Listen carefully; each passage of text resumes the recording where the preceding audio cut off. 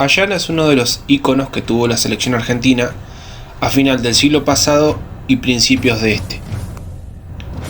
Con tan solo 19 años, debutó en la primera división de Ferrocarril Oeste. Se afirmó como titular en el once ideal y luego en 1994 fue vendido a River para posteriormente ser campeón ese mismo año. Un año más tarde llegaría su oportunidad de cruzar el charco e ir a firmarse a Europa. Primero al Napoli y luego pasó por el Milan, donde cosechó otro título, en especial un Scudetto. En el año 2000 vestiría la camiseta del club, en el cual es ídolo indiscutido hasta el día de hoy. Ese club se trataría del Valencia. Allí, entre otras cosas, conquistaría 2 ligas españolas, una Copa UEFA y una Supercopa de Europa.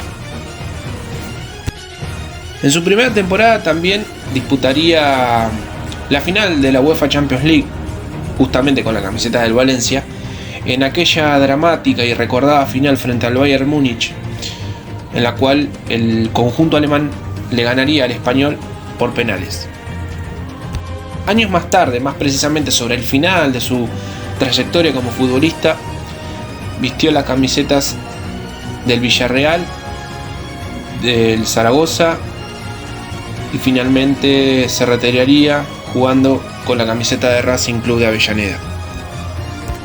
Ya que tocábamos al principio de este video el tema de la selección argentina con Ayala, tenemos que mencionar que él jugó más de 130 partidos con dicha camiseta.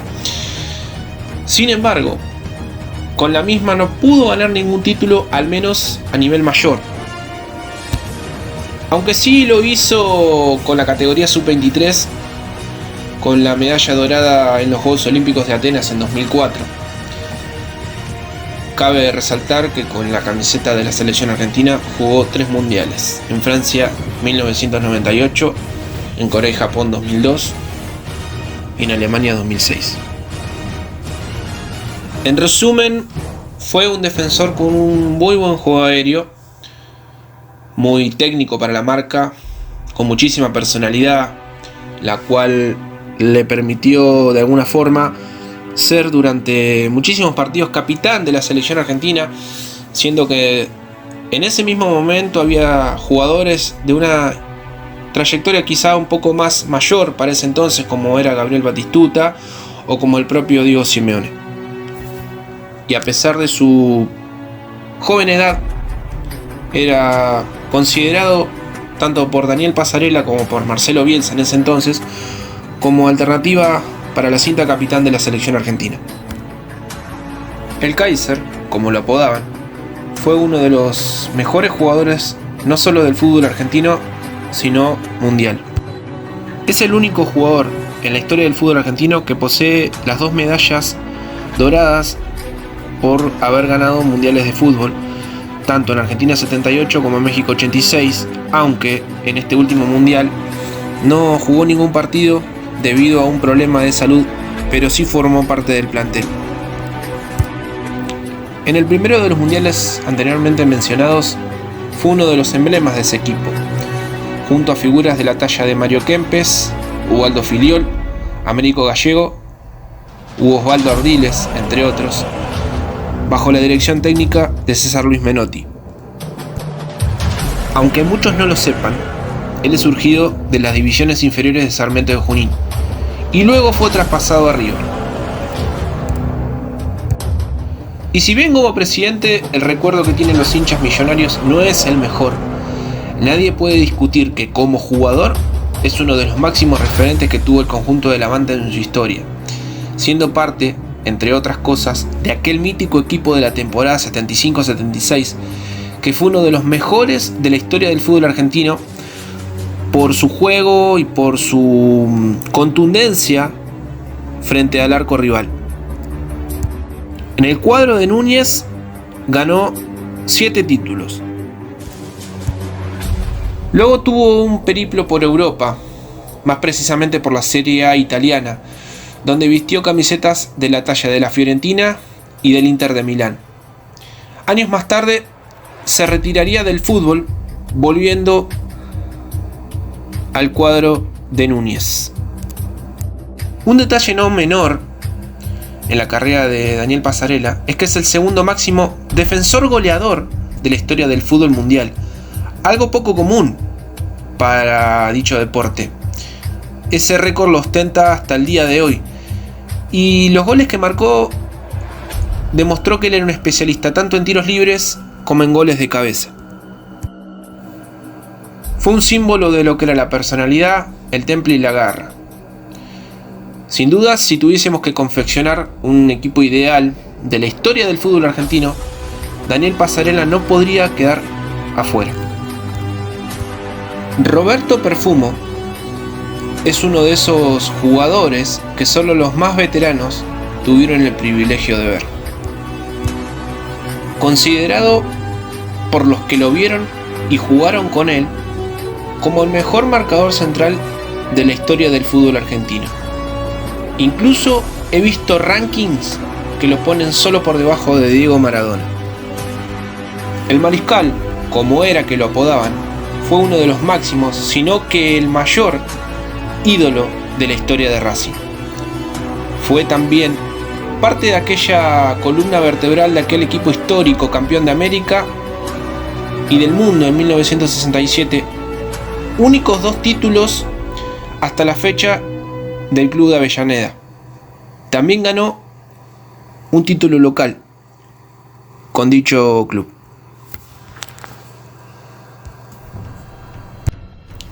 Un dato que tal vez muchos no sepan es que parte de su formación juvenil la hizo en River Plate, pero debutar lo hizo en el conjunto blanquiceleste. Luego tuvo un paso bastante recordado por el Cruzeiro de Brasil, su único club en el exterior, donde pudo dar varias vueltas olímpicas, más precisamente 4 títulos locales. Luego, en 1975, regresó a Argentina para vestir la camiseta de River, y su paso por allí fue muy importante, ya que formó parte de aquel equipo que cortó una racha de 18 años sin conseguir títulos, la más larga de su historia. Eso sucedió en la temporada 1975-76, donde hizo una gran dupla central con Daniel Passarella. También fue titular habitual de la selección argentina, participando en 2 mundiales, en Inglaterra 66 y en Alemania 1974. Aunque tiene una mancha, que es la única en toda su carrera, que fue no haber podido clasificar con la selección sudamericana para el Mundial de México 70. El Mariscal es recordado por ser un jugador de clase fina, pero sin renunciar a su tarea defensiva, sin renunciar a traer una pelota abajo. Era un especialista en pases largos, en saber salir jugando de abajo, pero también en lo que es la marca, tanto de abajo como de arriba.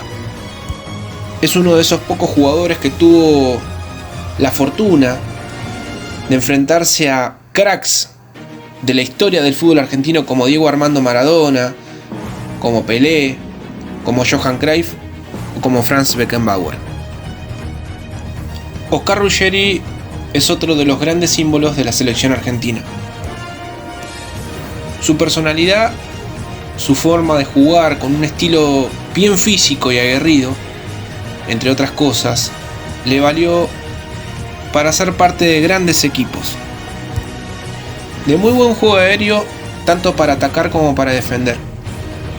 Fue el último capitán, hasta la fecha, que logró levantar una copa con la selección mayor argentina, la Copa América de 1993, jugada en Ecuador. Sin lugar a dudas, y tal vez por lo que es más recordado, es la obtención de la Copa del Mundo en 1986 en México, siendo uno de sus jugadores más importantes y representativos. También con dicha camiseta fue subcampeón del mundo en Italia 1990, Ambos logros fueron bajo la dirección técnica de Carlos Salvador Vilardo.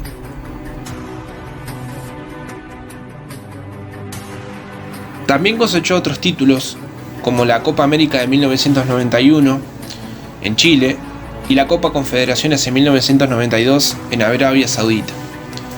Fue uno de los íconos máximos de la época más exitosa y reciente de la selección argentina. Si hablamos de su carrera en clubes, debutó en 1980 en Boca, donde fue parte de aquel equipo que fue campeón en 1981, junto a jugadores como Maradona, Brindisi o Roberto Mouso, compañero suyo en la saga central. Pero luego, sorpresivamente, cruzó de vereda y se transformó en jugador de River Plate. Allí formó una dupla temible junto al Tano Gutiérrez y con ese equipo conquistó la primera Copa Libertadores para la historia de ese club en 1986 y también su única Copa Intercontinental ese mismo año. Luego tuvo su travesía por el exterior en clubes como el Logroñés español o incluso el Real Madrid, sitio donde compartió equipo con jugadores como Hugo Sánchez o Emilio Butragueño, entre otros. También se calzó las camisetas de Vélez Sarsfield, del Ancona de Italia, del Real Jaén de España, de San Lorenzo de Almagro y de Lanús. Cuando fue parte del cuadro de Boedo, fue campeón del Clausura de 1995 bajo la conducción técnica de Héctor Bambino Veira, cortando una racha de 28 años sin títulos para el club que juega de local en el nuevo gasómetro.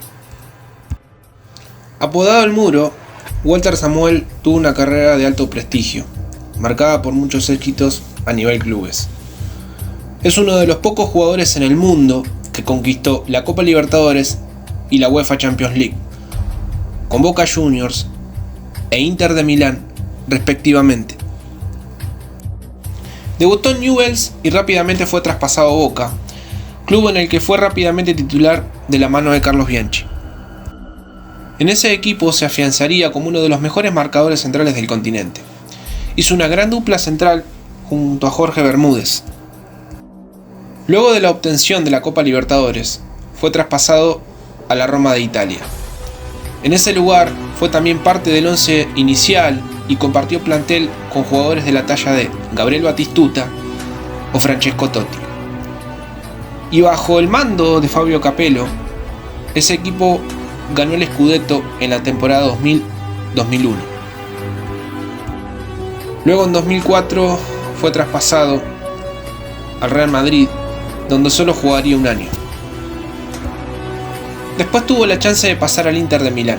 Allí formó parte de su segunda mejor época, en un plantel plagado de estrellas como Luis Figo, Samuel Eto'o, Javier Zanetti o Zlatan Ibrahimovic,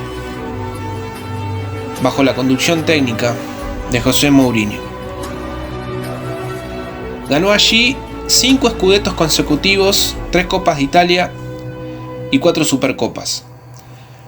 Pero su mayor logro fue la Champions League del año 2010, eliminando en esa competencia a equipos poderosos como el Barcelona de Guardiola o el Bayern Múnich.